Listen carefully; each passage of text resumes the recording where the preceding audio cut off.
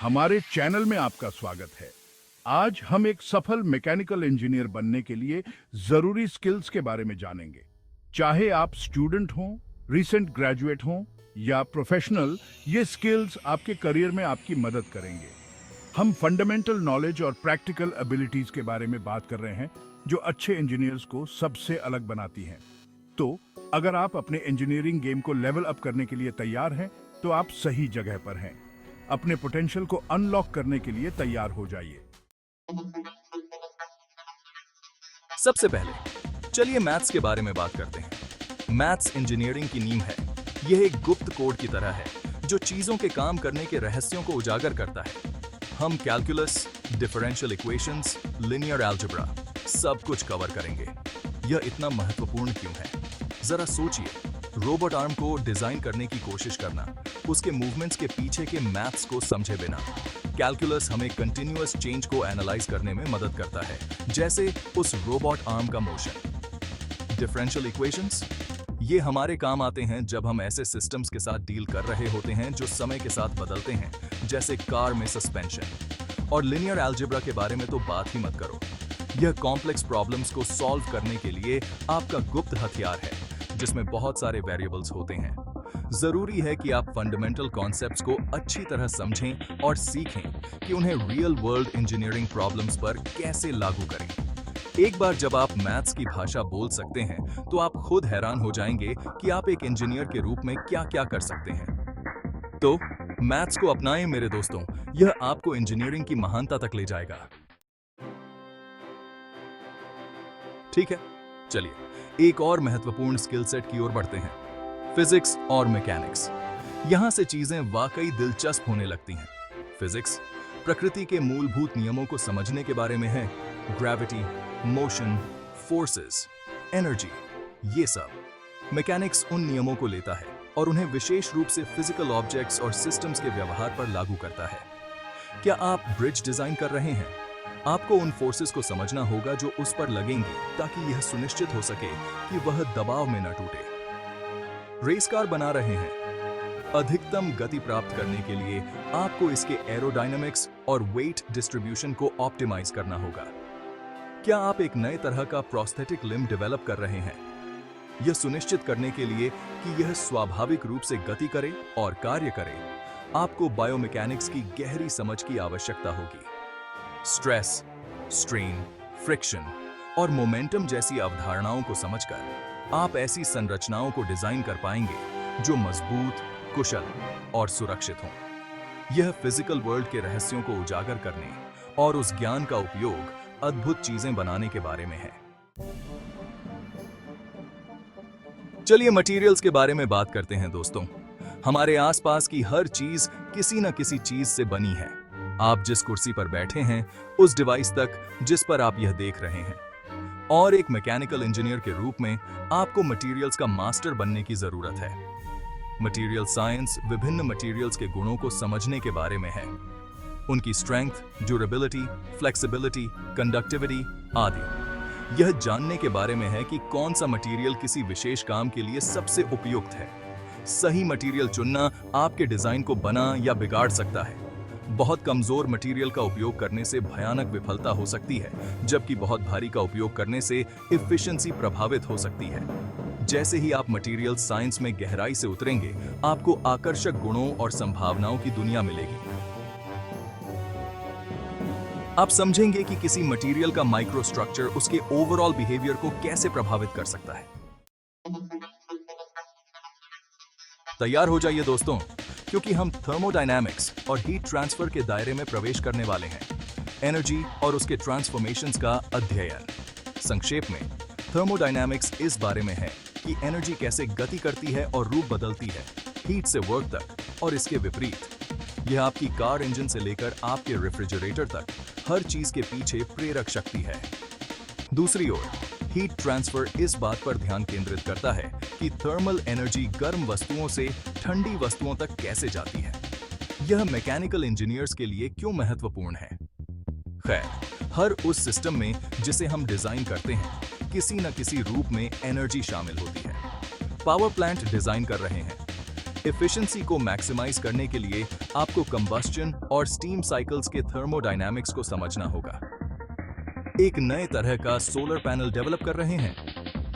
आपको solar energy को absorb करने और उसे इलेक्ट्रिसिटी में कन्वर्ट करने की क्षमता को ऑप्टिमाइज करना होगा। यहां तक कि एक साधारण कॉफी मेकर को डिजाइन करने के लिए भी हीट ट्रांसफर का ज्ञान आवश्यक है, ताकि यह सुनिश्चित हो सके कि आपकी सुबह की कॉफी सही ढंग से बनी हो। आप एंथैल्पी, एंट्रोपी और हीट एक्सचेंजर्स जैसी अवधारणाओं के बारे में जानेंगे। थर्मोडायनामिक्स और हीट ट्रांसफर में महारत हासिल करना उन मूलभूत सिद्धांतों को समझने के बारे में है जो हमारे ब्रह्मांड में एनर्जी को नियंत्रित करते हैं, और उस ज्ञान का उपयोग ऐसे सिस्टम्स को डिजाइन करने के लिए करते हैं जो कुशल, सस्टेनेबल और एकदम कमाल के हों। फ्लूइड्स की आकर्षक दुनिया में गोता लगाने के लिए तैयार हो जाइए। नहीं, मैं उस सामान के बारे में बात नहीं कर रहा हूं जो आप पीते हैं। मैं लिक्विड्स और गैसेस के बारे में बात कर रहा हूं, वह सामान जो बहता है और घूमता है और हमारी दुनिया को चलाता है। फ्लूइड मैकेनिक्स इस बारे में है कि फ्लूइड्स कैसे व्यवहार करते हैं, वे सरफेसेस के साथ कैसे इंटरैक्ट करते हैं और हम उन्हें अपने फायदे के लिए कैसे इस्तेमाल कर सकते हैं। फ्लूइड्स हर जगह हैं। हम हवा में सांस लेते हैं, हम पानी पीते हैं, हम अपनी मशीन्स को लुब्रिकेट करने के लिए तेल का उपयोग करते हैं। फ्लूइड मैकेनिक्स एरोस्पेस से लेकर ऑटोमोटिव से लेकर बायोमेडिकल तक कई तरह के इंडस्ट्रीज में महत्वपूर्ण है। एयरप्लेन डिजाइन कर रहे हैं, आपको एरोडायनामिक्स समझने की जरूरत होगी। हवा पंखों के ऊपर कैसे बहती है जिससे लिफ्ट जनरेट होता है। क्या आप एक नए तरह का हार्ट वाल्व डेवलप कर रहे हैं? आपको यह समझने की जरूरत होगी कि सर्कुलेटरी सिस्टम के माध्यम से रक्त कैसे बहता है। आप विस्कोसिटी, प्रेशर, बॉयंसी और टर्बुलेंस जैसी अवधारणाओं के बारे में जानेंगे। आइए जानते हैं कि चीजें कैसे एक साथ टिकी रहती हैं। सॉलिड मैकेनिक्स इंजीनियरिंग की यह ब्रांच इस बारे में है कि सॉलिड ऑब्जेक्ट्स स्ट्रेस और स्ट्रेन के तहत कैसे व्यवहार करते हैं। यह ऐसी स्ट्रक्चर्स को डिजाइन करने के बारे में है जो रियल वर्ल्ड में आने वाली फोर्सेस का सामना कर सकें।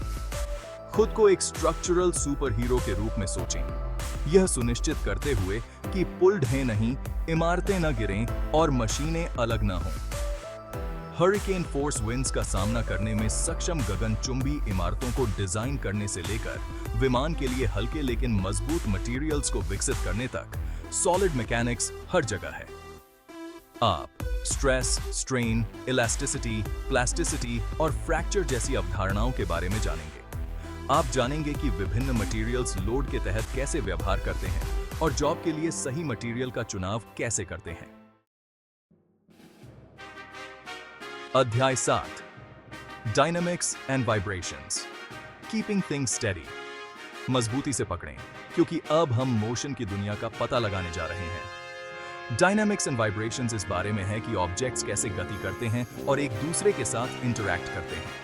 ये ऐसे सिस्टम्स को डिजाइन करने के बारे में है जो स्टेबल, एफिशिएंट और वाइब्रेशन फ्री हों। प्रिसिजन के साथ गति कर सकने वाले रोबोट्स को डिजाइन करने से लेकर कार इंजन में कंपन का विश्लेषण करने तक डायनामिक्स एंड वाइब्रेशंस हर जगह हैं। खुद को एक मोशन माइस्ट्रो के रूप में सोचें, जो ऑब्जेक्ट्स के मूवमेंट्स को ग्रेस और प्रिसिजन के साथ कंडक्ट कर रहा है। आप वेलोसिटी, एक्सेलरेशन, मोमेंटम और एनर्जी जैसी अवधारणाओं के बारे में जानेंगे। भविष्य में आपका स्वागत है, जहां मशीनें हमारी बोली लगाती हैं। कंट्रोल सिस्टम्स ऑटोमेटेड सिस्टम्स के पीछे का दिमाग हैं, जो हमें अपने घरों में तापमान से लेकर फैक्ट्री फ्लोर पर रोबोट्स की मूवमेंट्स तक सब कुछ नियंत्रित और रेगुलेट कर रूप में कंट्रोल सिस्टम्स को समझना एक महाशक्ति होने जैसा है। आप ऐसे सिस्टम्स डिजाइन कर पाएंगे जो बदलती परिस्थितियों के अनुसार ऑटोमेटिकली एडजस्ट हो सकें, परफॉर्मेंस को ऑप्टिमाइज कर सकें और यहां तक कि अपने अनुभवों से सीख भी सकें। खुद को एक कंडक्टर के रूप में सोचें, जो मशीन्स की एक जटिल सिम्फनी के मूवमेंट्स को ऑर्केस्ट्रेट कर रहा है। आप फीडबैक लूप्स, स्टेबिलिटी और पीआईडी कंट्रोलर्स जैसी अवधारणाओं के बारे में जानेंगे। अपने अंदर के डिजाइनर को बाहर निकालने के लिए तैयार हो जाइए। कंप्यूटर एडेड डिजाइन या CAD किसी भी आधुनिक इंजीनियर के लिए एक आवश्यक टूल है। इसी तरह हम अपने डिजाइनों के डिटेल्ड 2 डायमेंशनल ड्राइंग्स और 3 डायमेंशनल मॉडल्स बनाते हैं, जिससे हम अपने विचारों को प्रिसीजन के साथ विजुअलाइज, एनालाइज और कम्युनिकेट कर सकते हैं। कल्पना कीजिए कि आप अपने आविष्कार का एक वर्चुअल प्रोटोटाइप बना सकते हैं, विभिन्न डिजाइनों का परीक्षण कर सकते हैं और आसानी से मॉडिफिकेशंस कर सकते हैं, वह भी इससे पहले कि आप फिजिकल मटेरियल को छुएं।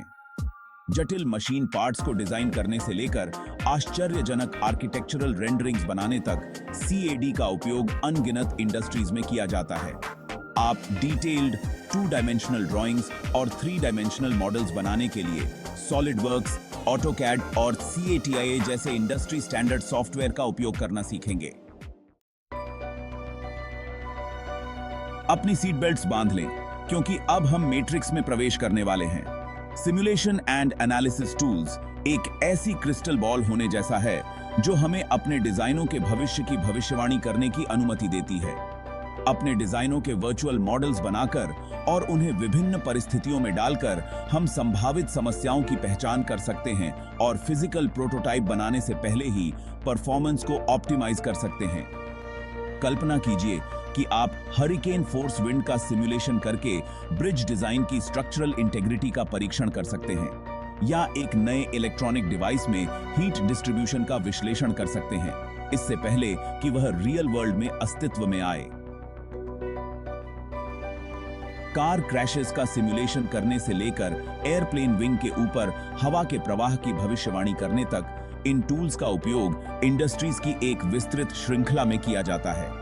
आप फाइनाइट एलिमेंट एनालिसिस FEA और computational fluid dynamics CFD simulations करने के लिए ANSYS और अबाक्यूज जैसे शक्तिशाली सॉफ्टवेयर का उपयोग करना सीखेंगे। देखने के लिए धन्यवाद। अगर आपको ये वीडियो मददगार लगी हो तो इंजीनियरिंग स्किल्स और करियर टिप्स पर और अधिक कंटेंट के लिए लाइक, शेयर और सब्सक्राइब करना न भूलें।